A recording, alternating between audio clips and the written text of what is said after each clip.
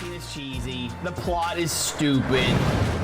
I'm sorry, the plot is bad. That's a little opening. Hello,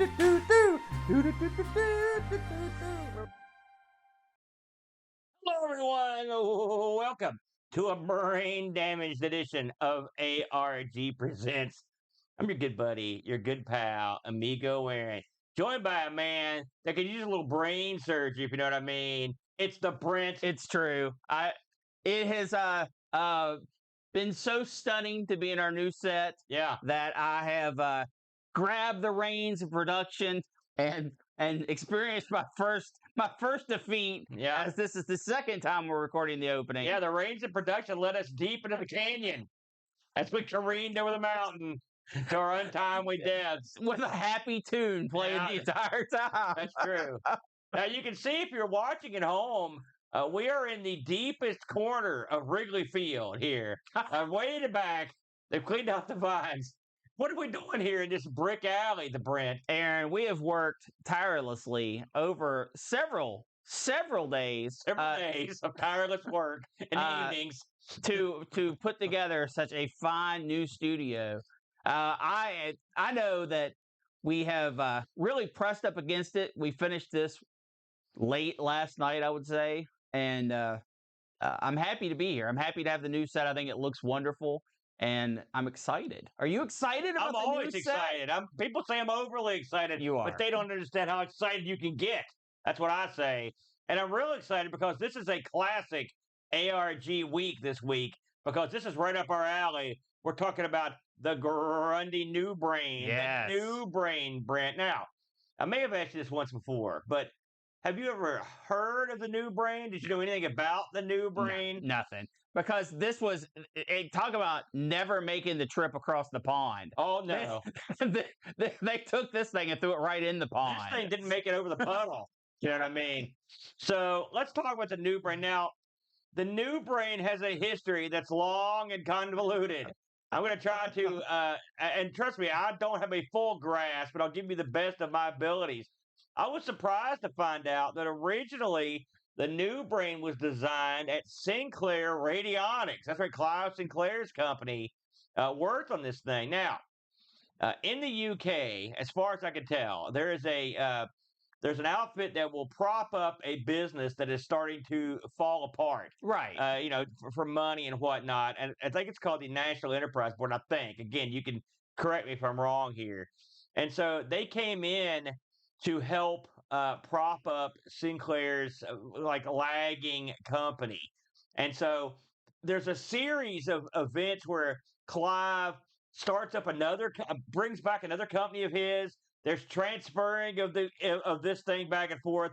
But at some point, as far as I can tell, Sinclair wanted to go in a different direction, the budget direction, which we all know and love. And so ultimately, the research from Sinclair turned toward what eventually would become the ZX81. Now, the NEWBRAIN, which was talked about quite a bit in its early days, was supposedly a very powerful little machine. I mean, way ahead of its time. Yeah. And so... And really made for business. Right. Well, it was made for business and education.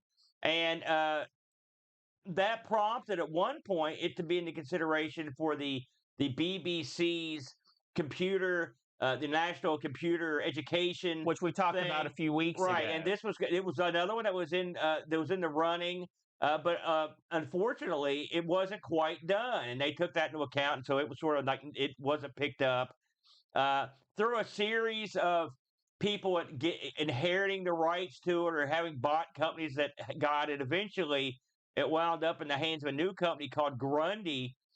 Grundy wasn't around that long when it started up, and ultimately Grundy was picked up as well.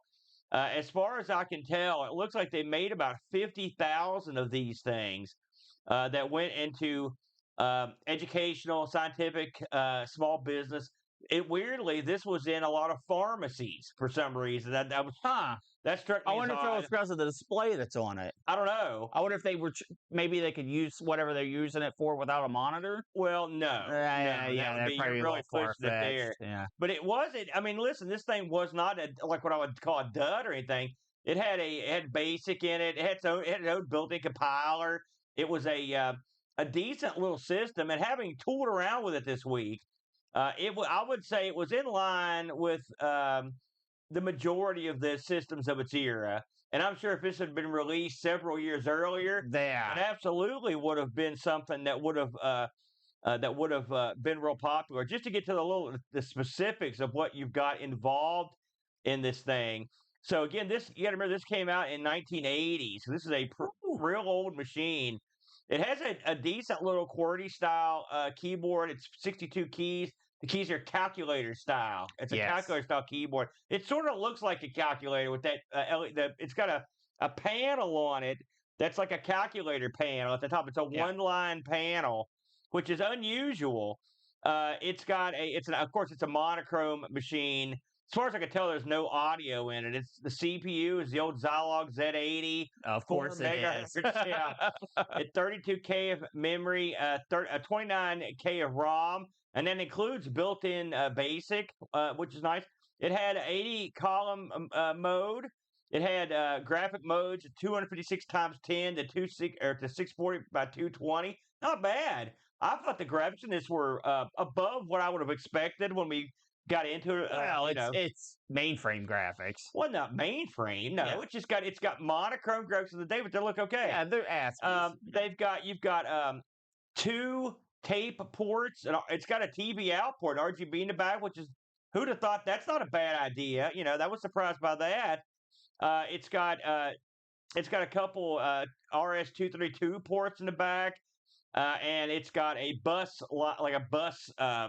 connector on the side of it there. It's got an external power supply. The funny thing about this is they actually released a few peripherals for it, including a joystick port, a light pin port. So they had a couple different items. This thing originally sold for £229. So it was definitely not a budget priced item like say a ZX, right? Where you're aiming for that under £100. They were going for the business crowd. That's from everything I saw. They were going for the business, more of a business atmosphere. I will say, from leafing through the various programs that this thing had on offer, there was a lot of educational stuff in there too. So clearly, this is something that they'd aimed at schools, and I'd wager some people may have had these in schools. I mean, they sort of lingered around for a while too. I mean, it's a unique system. It's not very big. I would say it looks like it's roughly the same size as say a ZX 81 or a ZX Spectrum. A little bigger than a Spectrum. It's kind of a tan. Look, it's an attractive unit. I thought, frankly, I thought it looked okay. I would pick one up, but I mean, you're talking about something that would be priced. Yeah, they're. Did you see the prices on them? I couldn't find one for sale. $1,000. Oh, really? I did watch. It's funny. There's scarcely little on the Grundy NEWBRAIN, like in terms of video footage. I found a long series of a dude just trying to fix one. Very first video blows it up, like burns the power supply up. Yeah. I saw quite a few videos of people having them open. I don't know if their reliability at this stage has deteriorated. I know the one line panel, the calculator panel at the top tends to go like dim. Yeah, those things go anyway. I think that element of it's pretty unique. I don't think I've ever seen one that quite had something like that. I don't know if that was for doing some sort of math calculation. Maybe that's something a register type. Well, thing. no, when you typed, what you typed, it would appear on the screen as well, but it would also appear on that little panel. What's the point of that? Oh, point? I think it was a thing. Okay, so I think it was just the selling marketing. Some kind of inside scoop on what that thing was there for. It did get upgrades. It had upgraded ROMs in it. It did have a built-in graphics set in it. It was comparable to other systems of the day in terms of its math calculations and whatnot. So it was sort of well known for its ability to work with advanced math stuff. So that's kind of something to it. It had CPM 2.2 available for it, so that's a kind of a boon. That's not too bad. So I mean, I've got nothing bad to say about this machine. It just didn't catch on. It was probably No, it released to the way party. too late.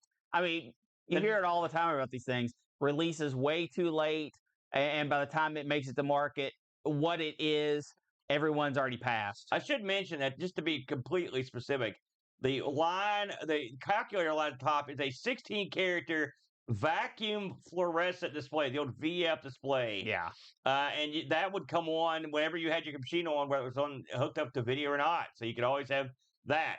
It's interesting to think that maybe if you'd put this is sort of remember when we did the Terrace 80 Model 100, which is completely comprised of that built-in display. Right. This is somewhere it would be interesting to see something that's in the middle that could do both.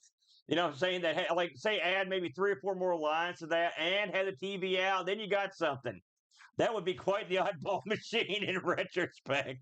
But all things considered, we were worried that playing this would be incredibly difficult. I got to take a big shout out to Jocko. Yes. Who literally did all the yeoman's job of trying to figure this thing out.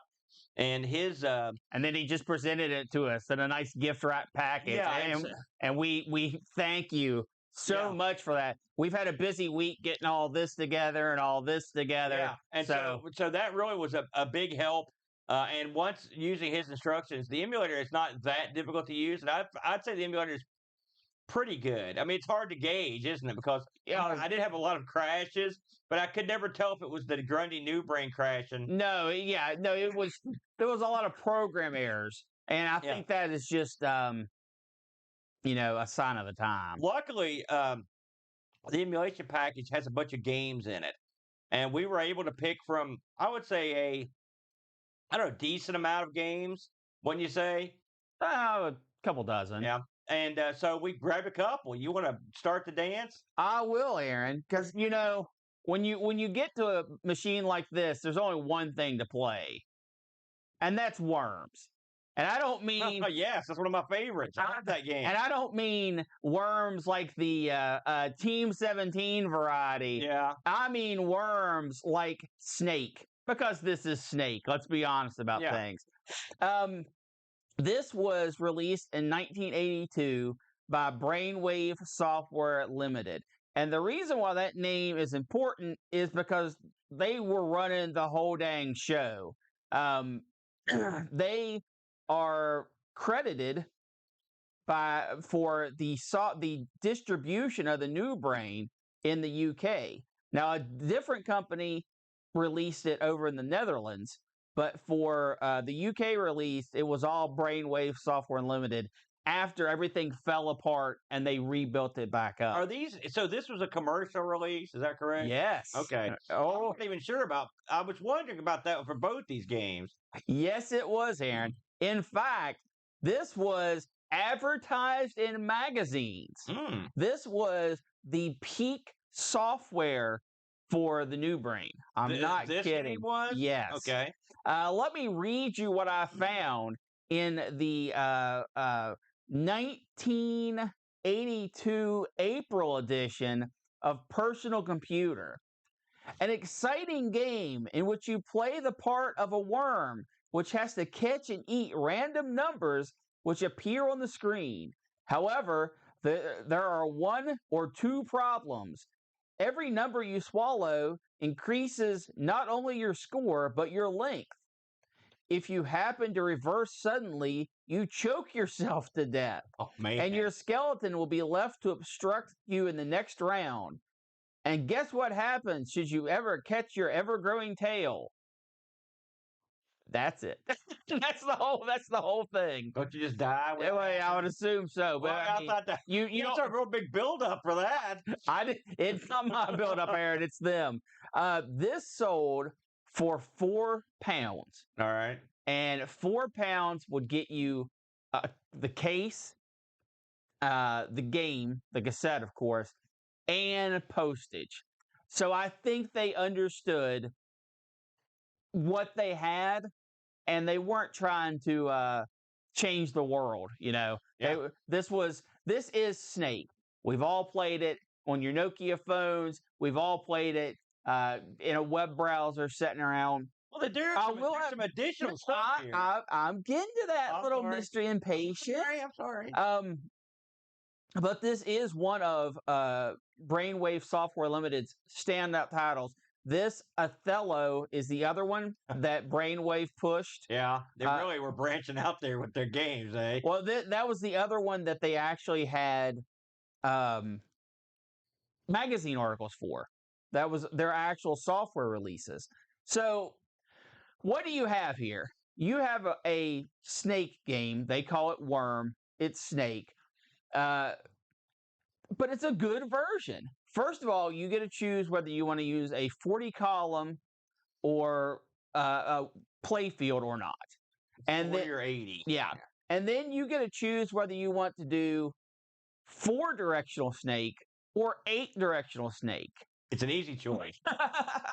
And lastly, you get to say what color palette you want to use. And really, it's just, do you want to be green on black or do you want to be black on green? Green on black. Remember that song? No, I don't. Oh. So, how does this play? The cardinal directions, the 4-way directions, it's a good game of Snake. It says exactly what it said in the article. A number will prop up randomly, and you make your way towards it. Sometimes it sticks around. Sometimes it just randomly disappears. Whatever number you eat, you get that many points, and your snake grows longer depending on how big the number is. So if you eat a 9, you basically get 9 segments added on. If you eat a 2, you get 2 segments added on. Of course, your score is smaller. I was trying to figure out if the numbers had anything to do with the amount of time they stayed on the screen. Because you'll see some numbers pop up and they're literally gone like in an instant. And sometimes things will just never leave. I'm like, and I wonder what that's going on with this. It's just totally random, I guess. Yeah, and I think that's exactly right. I think it is just a random bit of fun to add into the game. See, if I was designing this, I would have had the bigger numbers last shorter. And that way, because those are the bigger points, and it made it more interesting because they're quicker. They had to get there quicker. Right. Of course, that is not how this worked. I'll redesign it. For the new brain. This was written in BASIC, as was I think everything that we played at least. What makes this a good version of Snake, of Worms? The controls are very responsive. In 4-direction mode. In 4-direction mode. The graphics are what you could expect. The worm moves at a nice pace. He has a nice speed. The numbers disappearing add a little bit to the game, I guess, because normally, you just run to the number. Sometimes you see a number pop up and you think, I'm not even going to go for that. I'm on this side of the screen. I'll never make it over there in time. I'm just going to stay over here because the numbers, while they appear random, it does kind of go from quadrant to quadrant of the screen. What else does this do that's very interesting is a continue feature. If you are playing your game and you've got a decent sized worm going, right, and you die, it will ask you if you want to continue. And this actually pops up on the little display on the machine, which is very, very neat. It's one of the only things I saw that used it inside of the program at all. That's why you wanted to play this, isn't it? It is. It is. I thought that was interesting. They used a little display for something. So if you continue, you start a whole new worm. A whole new. Thank you. But your old worm skeleton is still on the screen. Do worms have skeletons like that would just lay out there? Don't they just sort of melt? Sure, Aaron, but this isn't a snake, Aaron. It's a worm. That's what I'm saying. Yeah. A snake does have a skeleton. Yeah, no, worms do not have skeletons. They have ribs. Anyway. Let's talk about worm, Bob. We're going to dissect one right here on the show. I've dissected a worm before. Why? I had to for school. Yeah, but you just did it last year.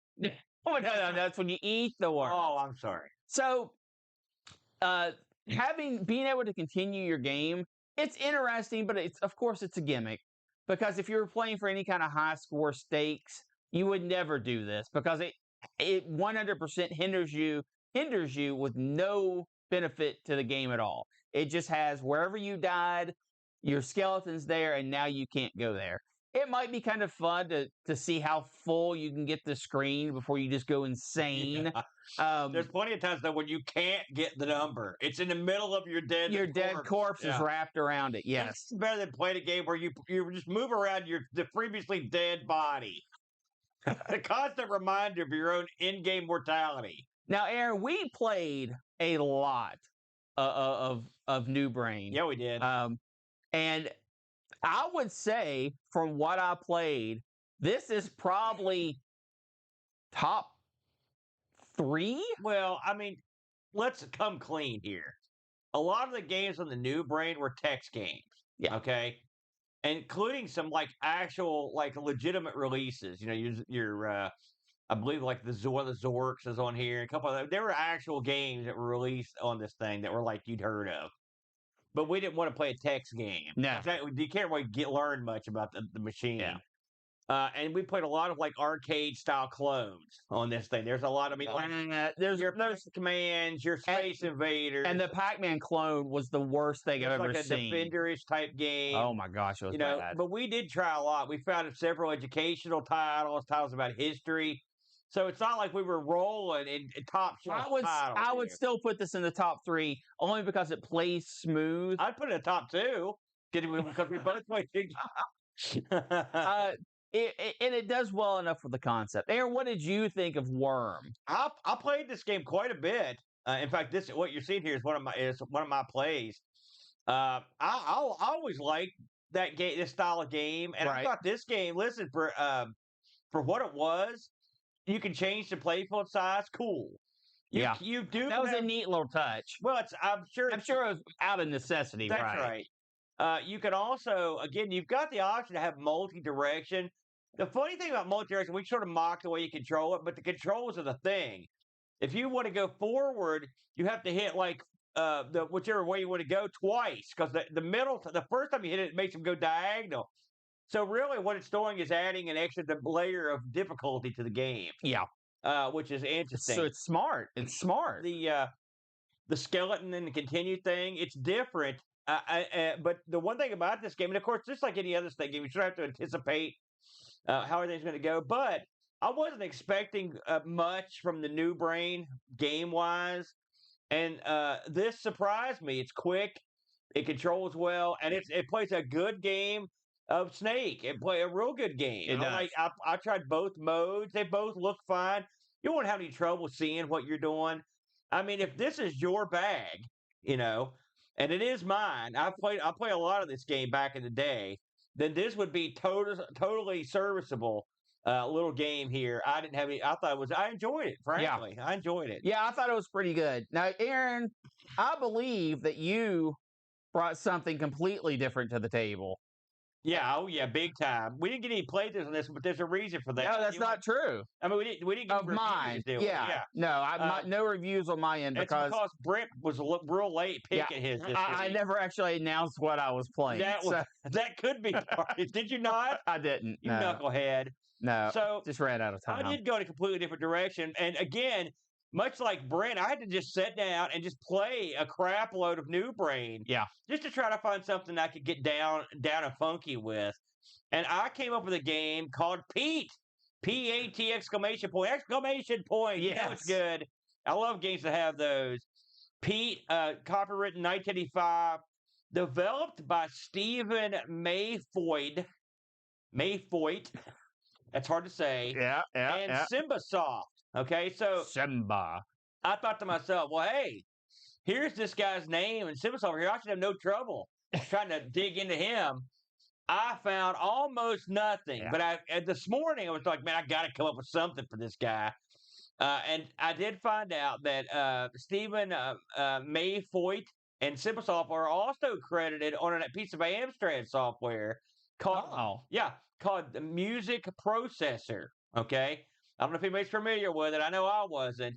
That's the only reference I can find anywhere to Simbasoft or to Mayfoyd. So, and they did have an ad in a magazine. Oh, they also had an ad. Of course, this released way late in the life cycle. Right.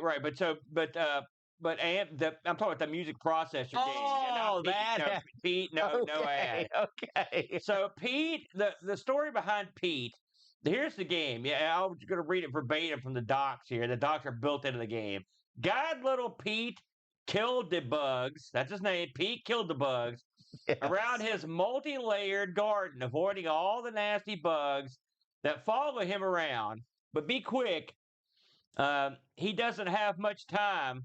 To help Pete fight them, pick up spray can and use it. And then you can also water your plants with a watering can. Okay, now, Pete likes points, it says, and it's got the list of the points you get for killing all the items on the screen. So he likes to break the fourth wall. When I read this, I was like, man, this is a weird, what is this game? And so what was I surprised when out pops a multi-level, like laddered game field. I mean, it's got probably 10 levels of platforms. At the top level, there's a thing that's like a shed. It's called a shed. It's literally said shed. Yeah, it's like a barn. And at the bottom, you're going to see when the game starts, Pete goes from the shed, goes down the side of the screen, goes down and plants 5 seeds. Carrots. They're obviously carrots. They're carrots. And your job in this game is to wait for the carrots to mature. And when they're ready for picking, you can go down and get 1 carrot at a time. And then you have to take it all the way back up to your shed. Presumably it's up there canning this stuff. Then you've got to go all the way back down, wait for the next carrot to mature, pick that one, take it all the way back to the shed, and so on and so on. Now, the path to the shed is basically ladders. Yeah. Okay, so I have no idea what in God's name kind of farm this is. It's one of those one of the hanging ones. It requires you to go up and down these ladders. Now, ladders are sort of scattered all over the place. And of course, it wouldn't be a game without an adversary. And the adversaries in this game are rodents. You've got a rabbit, spider, midges, and flies that come around and they try to get you. Okay, so Pete can only carry 1 thing at a time. That's it. Okay, Pete has to be an older gentleman. So when I first played this game, the first thing I did was like, I'm going to go get the water to water the plants. And I'll get to that in a minute. Well, I was like, I couldn't get rid of the water. So if you look at the docks, there's a button to drop. D for drop. Yep. So at the bottom of the screen, the plants that grow in a cycle. And so for a plant to go from a seed to a full-size pickable plant takes probably 10 seconds. And so you watch it grow. There's like 4 phases of growth. You can't pick it till it's ready. And so you've got 2 choices. You can just stand there hoping nothing kills you, and something will. Or you can have the watering can, and you can actually water it to make it go faster. It'll mature. It does. It does work. No, I know. And you've got, I think it's like 3 uses of the water can before it goes. Pete can also pick up, like, basically something to kill the bugs, okay, or the rodents. And this is the same thing. You can kill them, but it has a limited amount of shots. And if you're holding this, you can't actually get any plants, or you can't water anything. That's the gimmick. So this is sort of like I'm going to go ahead and say it's sort of like there's a slight puzzle strategy element to this. It's not just a twitchy. There's nothing worse than being at the bottom of the screen waiting for these plants to mature. And the rodents are coming down, and you think you got plenty of time. These plants are slow. Yeah. And they cycle.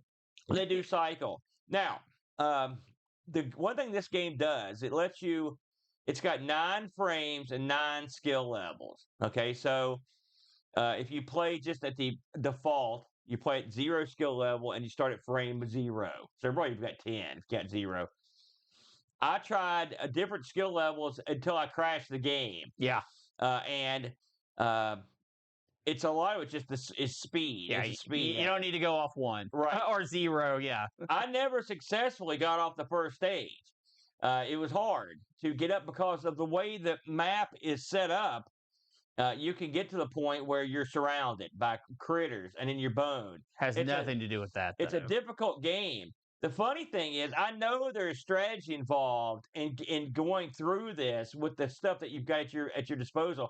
And so, what I think you should probably do is have the weapon standing by somewhere at a certain point that you can grab it when you need it, and to get your fruit or vegetables, I should say, back up to the shed. Well, the problem with that though is once you pick up a carrot, you can't drop the You carrot. can't drop the carrot. Yeah. So once you picked up a vegetable, You you've can't gotta pick up go. the weapon or the water can, so you have to get to the top with it.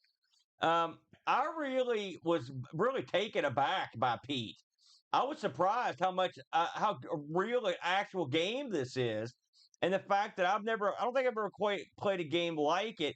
It sort of reminds me of the style of a game like Space Panic or Load Runner, one of those games where you're basically almost defenseless, and the whole game is almost like a continual chase.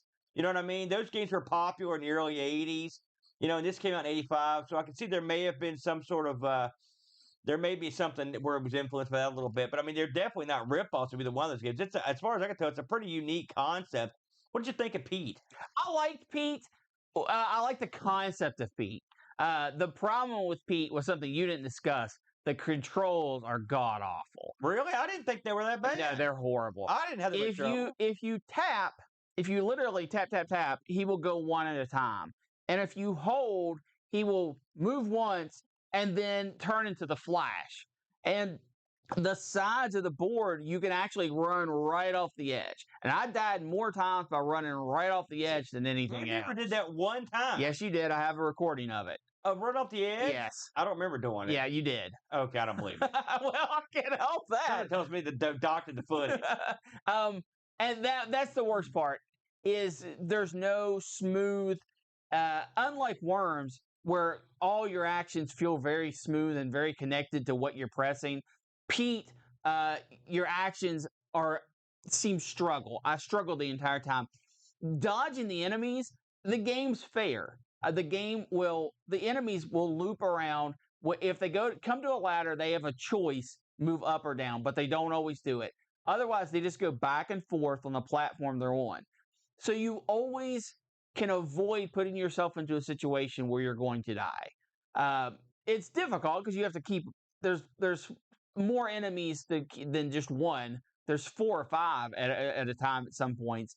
So you have to keep an eye on all of that. But the game's fair, and it at least doesn't just spawn one on the same level as you. They always spawn at the top, at least that I saw. You can kill them, but the spray can, I don't think that's the best strategy. There's points in it, sure. Yeah, that's where you get the majority of the points. Right, but it just slows down everything else that you're doing. I just wonder if there's some kind of strategy to using an item, dropping it, getting the thing and going. Right. And I tried, and I never could quite get my head wrapped around what those strategies would be. Well, here's the thing. The fact that we're even talking that there could be strategies means this is so far advanced over most of what the New Brain had. Yeah. And like I said, we played a lot. When I found out Worms was a commercial release, my mind was blown. Yeah. I mean, it's good. It's a good rendition, and they sold it for the appropriate price. I think $4, that includes your shipping, is fair. But the caliber of things that were coming out on the New Brain were low.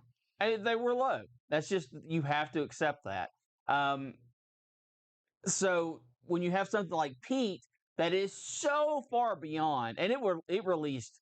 I mean, the thing had to be the new Brain had to have been well dead by the time this thing was released. Yes. I would say at 85 it was long gone. It shows that there is still untapped potential for the New Brain, because this was a complex game. No, it didn't play great, but it had complex concepts and it had really good graphics. When you run, your guy leans back. Yeah. The flies and the spiders and the ticks and everything, they all have a very distinguished look. Same thing with the spray can and the watering can and the carrots. Everything looks like what it's supposed to look like. I was really impressed with that kind of stuff.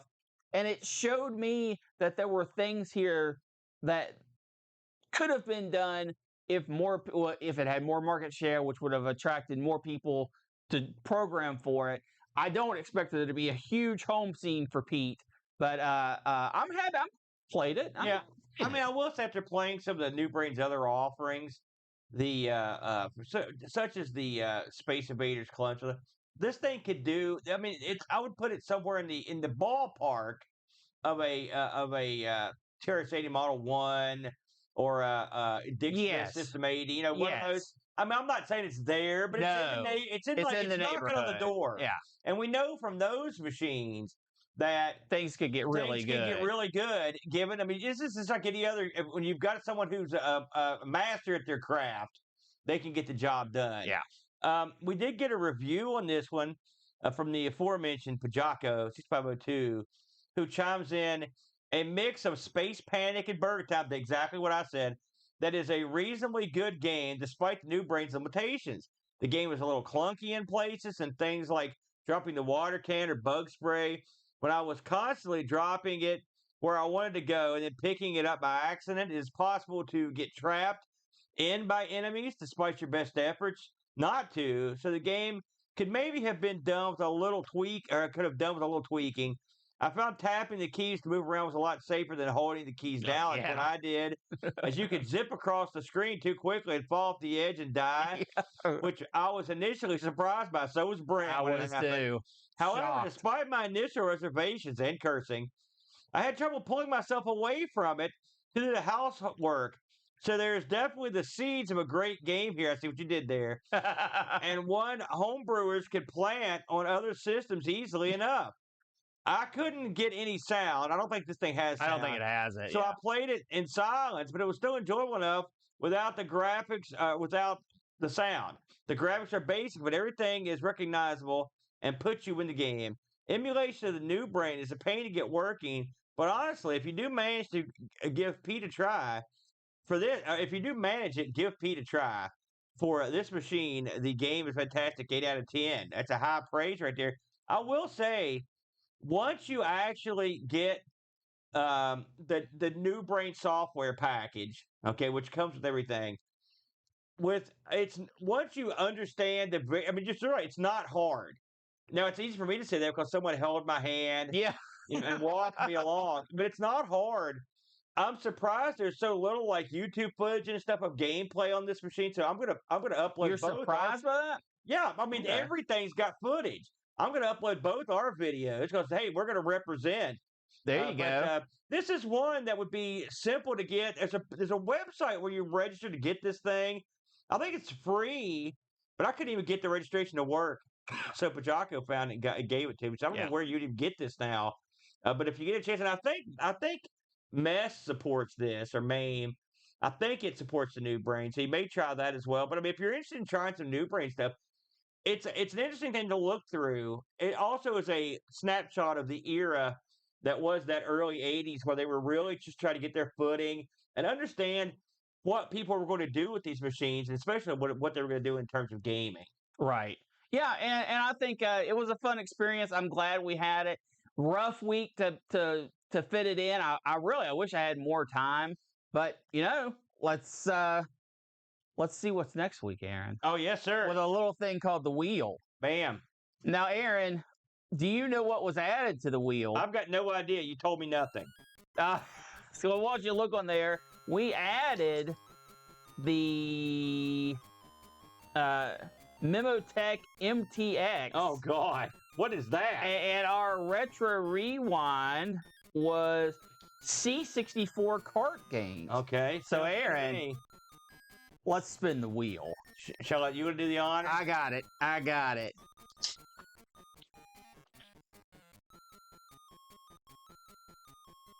Come on, Memotech. We've got the Acorn Atom. The Acorn Atom, Aaron. Who suggested that one to Brent? That was suggested by Andy Fitzpatrick. All right, Andy Fitzpatrick. Your name has been summoned, sir. The Acorn Atom. You spelled Atom incorrectly, by the way. It's ATOM. We'll let that slide. I copy and pasted. No, well, there you go. We'll figure it out.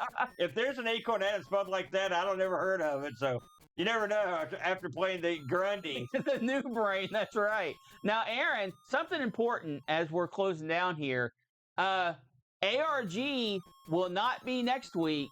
We are on our new schedule. And Aaron, let's talk about that new schedule a little bit. Sure. We have been chosen by a higher power. Wow. Shut up. That's where you're Higher gonna go? power. We will be taking over the ZX Spectrum show, R. Sinclair. the Atari ST show, Atari ST show. and the Coco show. TRS-8 Car Computer show. Yeah. And the way we're going to do this is we are integrating those shows into the Sunday time slot. So it will be ARG Presents. That was this week. Yep. Next week, we're going to be doing a R. Sinclair. Yes. But ARG Presents is too big, too bad, too bold to have to wait a month before another show. So the next week after R. Sinclair is going to be ARG Presents again. Yeah. And then we're going to be doing a Coco show. Or was it or the... So here's the way it's going to work. If you're in the Discord, this stuff's already been posted. I've got a thing right here. So next week we'll be doing R. Sinclair, and the game will be Rocco. By the way, Rocco. I'm looking forward to that one. September 17th will be ARG Presents, and the September 24th will be the Atari ST show. We're doing Bomboozle. Bam! And then that will finish us up for the month. So that should be a lot of fun. We get to play Atari this month and R. Sinclair. So And some Acorn. So next week, it will be the R. Sinclair Rocco. It'll be a lot of fun, the Brent. Aaron, one more thing. I want to congratulate you. You had just wrapped up another successful ICC. Yeah. I heard it was a good time. Is that going to be hitting the web soon? If everything goes well, that will be hitting the web as we record this, the day after today, which will be Monday the 4th. So by the time you see this, it will probably be out there. There's a couple things I want to jump in here, Brent, with. For whatever reason, I got a message. The ARG Presents has made the top listener chart on the Good Pods Top 100 Retro podcasts of all time. Wow. Number 20. We made it top 20. That was a stunner. And one other thing I want to chime in on, I thought this was kind of fascinating. A long time ago, we did a show on the Commodore PET. We played two games, one called Meteorites and one called Fire. And the guy that did Fire sent us a 5-star iTunes and was surprised. His name was Brian Sawyer. And he was pleased that we covered his game, and he thanked us for keeping his game alive. So I thought that was kind of cool. So if you haven't checked out our Commodore PET episode with Fire in it, go check that out, because we had a lot of fun with that one too. This is, again, we're in the wheelhouse of the PET and these older machines. We always have more fun than any people should reviewing the old stuff. Absolutely. I love it. I grew up with a lot of this stuff, so it's like a flashback. And I love exploring new things and finding new gaming that I'd have never played elsewhere. So this is so good. So good. Absolutely. Now, Aaron, as you know, new set, new show format. Not all the format got finished. We don't have a closer for this week. And I know you love your little stingers, Aaron. So can you give the fans at home a little sting as we close out today? Just off the top of my head? Yeah, no pressure. Well, let's just put it this way. Never, ever trust your brother. How about that? That works. Bam. Have a good one, everybody.